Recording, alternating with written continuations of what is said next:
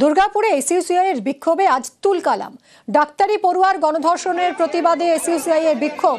হাসপাতালের ব্যারিকেড ভাঙার চেষ্টা এসইউসিআই এর। আইকিউ সিটি মেডিকেলের সামনে উত্তেজনা ছড়ায়। নিরাপত্তা রক্ষীদের সঙ্গে ধস্তাধস্তি বেঁধে যায় এসইউসিআই এর কর্মীদের।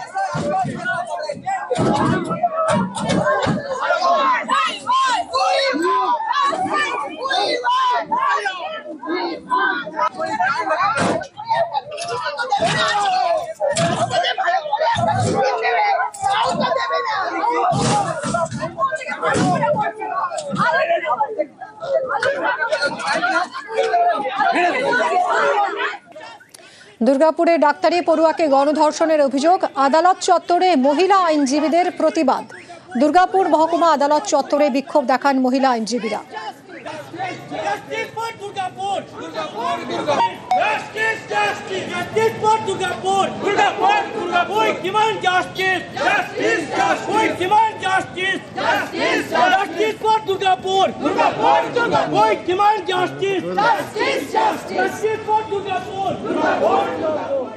দুর্গাপুরে গণধর্ষণের অভিযোগে ধৃত বেড়ে 5। গণধর্ষণে অভিযুক্ত 5 জনই গ্রেফতার। বেসরকারি কলেজের ডাক্তারি পড়ুয়াকে গণধর্ষণের অভিযোগ। দুর্গাপুর থেকেই গ্রেফতার শেখ শফিক। এই ঘটনায় আগেই 4 অভিযুক্তকে পাকড়াও করেছিল পুলিশ। এদিকে নির্যাতিতার বন্ধুকেও আটক করে জিজ্ঞাসাবাদ চলছে। কথা বলবো অর্পণের সঙ্গে। অর্পণ, 5 জনই গ্রেফতার হলো, অর্থাৎ সকলকেই গ্রেফতার করা গেল যাদের বিরুদ্ধে অভিযোগ উঠেছিল, যাদের কথা নির্যাতিতা ছাত্রী তার বয়ানে বলেছিল। আর কি কেউ বাকি রইল? যে ছাত্রকে আটক করে রেখেছে পুলিশ, তাকে জিজ্ঞাসাবাদে আর কি কি তথ্য জানা যাচ্ছে? একেবারেই কিন্তু এই মূল অভিযুক্ত যে 5 জনের নাম বলেছিল, যে তাদের প্রত্যেককেই কিন্তু পুলিশ গ্রেফতার করেছে এবং মোট 5 জনকে কিন্তু আদালতে তোলা হয় এবং পুলিশ হেফাজতে আবেদন করেন আদালতে এবং তাদেরকে নিজেদের হেফাজতে নিয়ে এই তদন্তের গতি এগিয়ে নিয়ে যেতে চাচ্ছেন। এর সাথে আরো কেউ যুক্ত ছিল কিনা, কি ঘটেছিল গোটা বিষয়টাই কিন্তু পুলিশ তদন্ত শুরু করেছে। কিন্তু মূলত যেটা দেখা যাচ্ছে যে বন্ধু রয়েছে, তার বন্ধু অর্থাৎ নির্যাতিতার যে বন্ধু, তাকে কিন্তু পুলিশে হেফাজতে রাখা হয়, কারণ তার কাছ থেকে বেশ কিছু তথ্য সংগ্রহ করছে পুলিশ এবং সেই তথ্য অনুযায়ী কিন্তু পুলিশ 5 জনকে গ্রেফতার করে এবং আজ এই 5 জনের মধ্যে আগামীকাল আরো 2 জনকে, আজকে 2 জনকে তোলা হয়েছে। এর আগেও 3 জনকে আদালতে তোলা হয়েছিল। আজ গতকাল এবং আজ যে 2 জনকে ধরা হলো, তাদের 2 জনকে আজ আদালতে তোলা হয়েছে। কি বললো আদালত? এখনো পর্যন্ত আদালতে তোলা হয়েছে, এখনো পর্যন্ত আদালতের রায় এসে পৌঁছায়নি, কিন্তু পুলিশের তরফ থেকে কিন্তু তারা আবেদন করেছে যে তারা নিজেদের হেফাজতে পাওয়ার জন্য। অনেক ধন্যবাদ।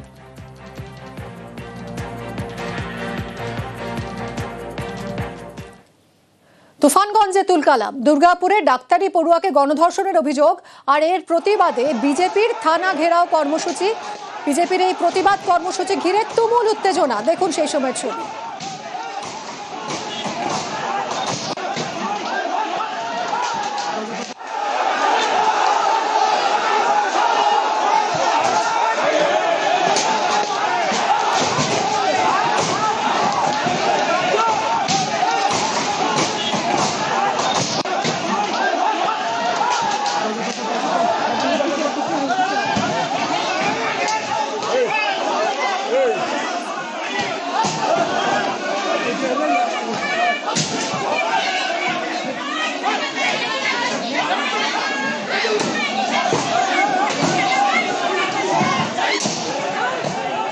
কথা বলবো শুভঙ্করের সঙ্গে। শুভঙ্কর, বিজেপির কর্মসূচি ছিল থানা ঘেরাওয়ের, বিজেপি ডেপুটেশন দিতে যাচ্ছিল, সেই সময় এইরকম একটা পরিস্থিতি তৈরি হলো কেন?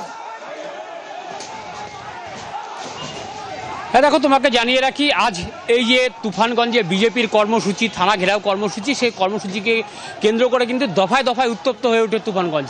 প্রথমে বিজেপি বিধায়ক মালতী রাভা যখন তুফানগঞ্জ বিজেপি জেলা কার্যালয়ে পৌঁছায়, তখন বিজেপির বিধায়ককে ঘিরে তৃণমূল কর্মীরা গো ব্যাক স্লোগান দেয়, তাকে ঘিরে বিক্ষোভ দেখায় এবং তখন সে সময় কিন্তু তাদের বিজেপির একাধিক কর্মীকে মারধরের অভিযোগ ওঠে তৃণমূলের বিরুদ্ধে। পরবর্তীতে পরিস্থিতি শান্ত হলে বিধায়ক মালতী রাভার নেতৃত্বে যখন বিজেপি কর্মীরা তুফানগঞ্জ থানার দিকে এগোচ্ছিল, সে সময় কিন্তু সেই বিজেপির মিছিলে হামলা চালায় তৃণমূল। এমনটাই অভিযোগ বিজেপি নেতৃত্বের। পরিস্থিতি নিয়ন্ত্রণে আনতে পুলিশ লাঠিচার্জ করে। যদিও হামলার অভিযোগ অস্বীকার করেছে তৃণমূল নেতৃত্ব। যদি তৃণমূলের বক্তব্য যে তুফানগঞ্জ শান্ত, শুভঙ্কর তুমি সঙ্গে থাকো। মালতী রাভার নেতৃত্বে বিজেপির এই মিছিল হচ্ছিল, মালতী রাভার বক্তব্য শুনবো। চুরি করতে করতে বাংলাটাকে শেষ করে দিয়েছে। এদের গন্ডারের চামড়া, গরু, বালি, পাথর, চাকরি, পায়খানা সবই চুরি করে শেষ করে দিয়েছে বাংলাটাকে, আর এই সংস্কৃতি শুরু করেছে। তুফানগঞ্জে বিজেপি অফিসের সামনেও উত্তেজনা ছড়ায়। পুলিশের সামনেই বিজেপি নেতা কর্মীদের মারধরের অভিযোগ। বিজেপি বিধায়ক মালতী রাভাকে গো ব্যাক স্লোগান। মারধরের অভিযোগ তৃণমূল কর্মীদের বিরুদ্ধে।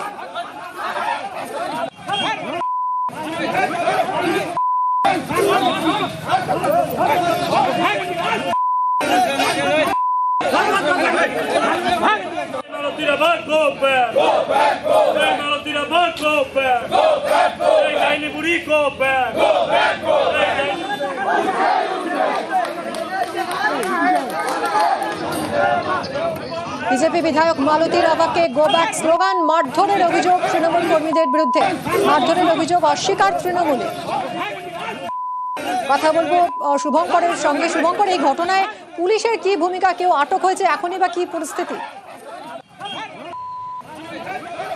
দেখো, তোমাকে জানিয়ে রাখি, এই যে এদিন দফায় দফায় তুফানগঞ্জে যে উত্তেজনার ঘটনা ঘটে, পুলিশি লাঠিচার্জ হয়, বিজেপি কর্মীদের মারধরের অভিযোগ ওঠে তৃণমূলের বিরুদ্ধে। সেই ঘটনায় কিন্তু দুজন বিজেপি কর্মী গুরুতর জখম হয়ে তুফানগঞ্জ মহকুমা হাসপাতালে চিকিৎসাধীন। তবে পাশাপাশি পুলিশি আশ্বাসে বিজেপি যাদের যে বিক্ষোভ কর্মসূচি, সেই কর্মসূচি তুলে নিয়েছে। তবে এখনো পর্যন্ত কিন্তু এই ঘটনায় কেউ গ্রেপ্তার হয়নি। ধন্যবাদ শুভঙ্কর।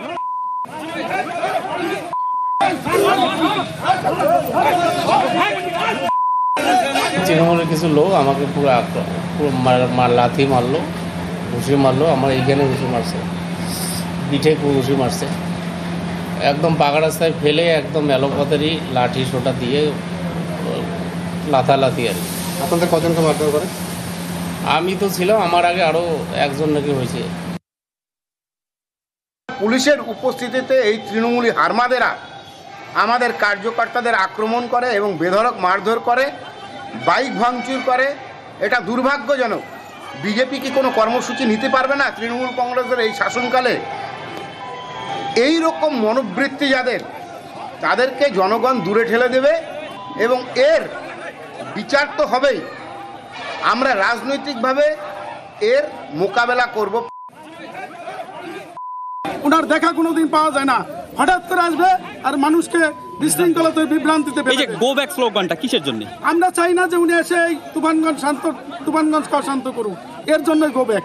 উনাকে আমরা ভোট দিয়েছিল এই বাংলার মানুষ তথা তুফানগঞ্জের মানুষ, একটি কাজ পর্যন্ত করে নাই, কোথাও একটা ইটের কণা পর্যন্ত ওনার জন্য বসেনি।